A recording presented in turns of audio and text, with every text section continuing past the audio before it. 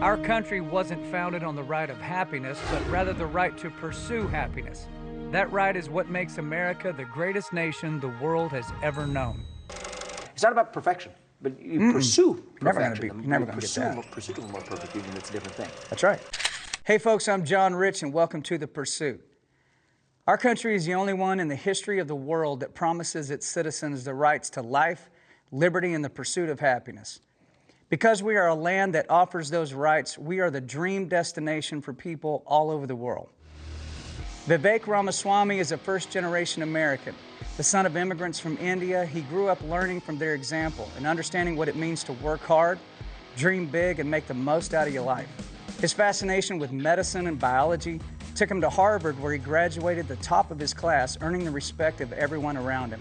But then, understanding that to accomplish the ultimate goal, he needed even more educational arrows in that quiver, so he attended Yale University and got his law degree. This is a smart guy. His book, Woke Inc., is a landmark piece that shatters the lies and deception that currently grip our nation, and he seems completely unflinching in his resolve to tell the truth and tell it loudly.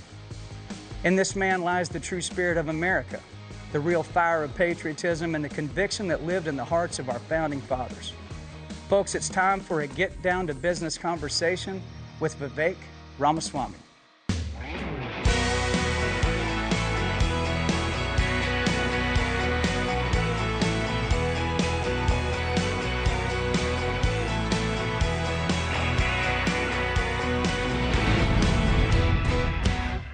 Welcome to the show, sir. Good to see you, John. Good to have you in Nashville. You have come out of here, as my granddaddy would say, both fists up. That's how you're coming at it. And it takes a lot of guts to do that in this current environment. And you're putting out a book like this when the whole culture is saying you shouldn't be putting out a book like that. How were you raised that gives you that kind of fight and that kind of soul and gumption to go after something like that?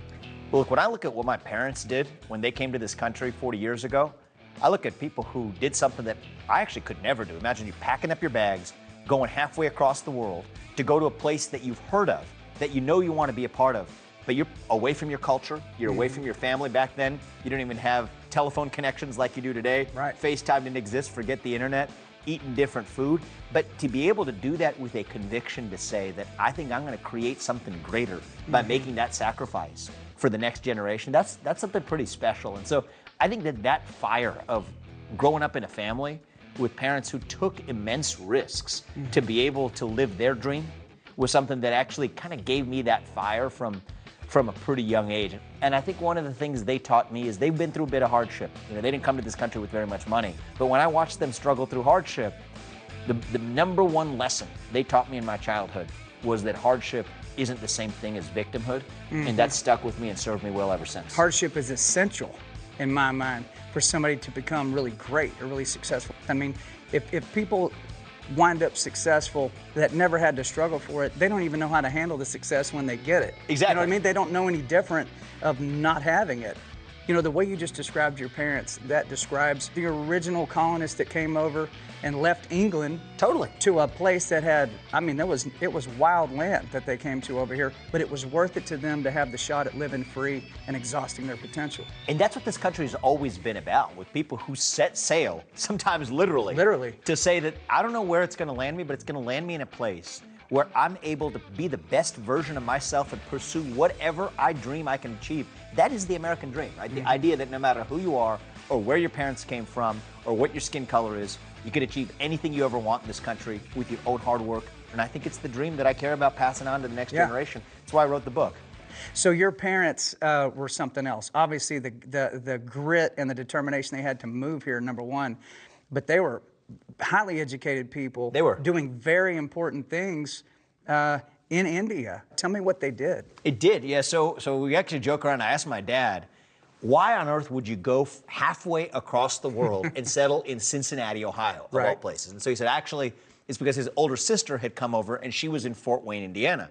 Now, that begged the question for me of why would she go halfway across the world to Fort Wayne, Indiana? Right? We joke around, it's the only U.S. state with the word India contained in the name of the state. So that's the family joke we tell. But he came here to pursue an education. And so GE Aircraft Engines had a division in Cincinnati where they could allow him to both get educated, get a PhD in engineering, which was his dream, right, but also begin to make money, because he didn't come to the country with much money. He needed to start doing that. He could multitask. He could multitask, exactly. So he ended up being in Cincinnati. I think strong parents is a common denominator with a lot of people that ever make it. Your parents were very keen on you being on their hip and seeing what they did. What did you experience with your mother?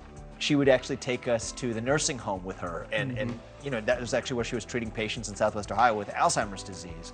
And one of the things that she believed in was that music actually made a difference to these patients. Yep. Probably something that you know a little something about too. I have sang in like VA hospitals and places like that, where there's men and women that have Alzheimer's and dementia. Yeah, and when you lay into an old country song that they heard way back in the day, and this guy hasn't spoken to anyone for, all of a sudden I see this old man sit up and start tapping his foot, and the nurses are like, I haven't seen him do that in a year. That's exactly right. Anybody, I mean, a lot of people in this country are probably one step away from somebody who has Alzheimer's disease. Yes. And if you know a couple people who have Alzheimer's disease, you'll know that there's something to it, right? There's the way that music at least awakens a certain consciousness that these patients in many cases lack. That meant something to my mom too. So she actually had me playing the piano when I was a kid in the nursing home. That was kind of my first glimpse, first up close with the disease. It's also affected family members. My grandmother's sister died of the disease. So it was something that always played a role near and dear in my heart. In fact, it was actually the first drug that we developed at the company that I founded was a drug for Alzheimer's disease.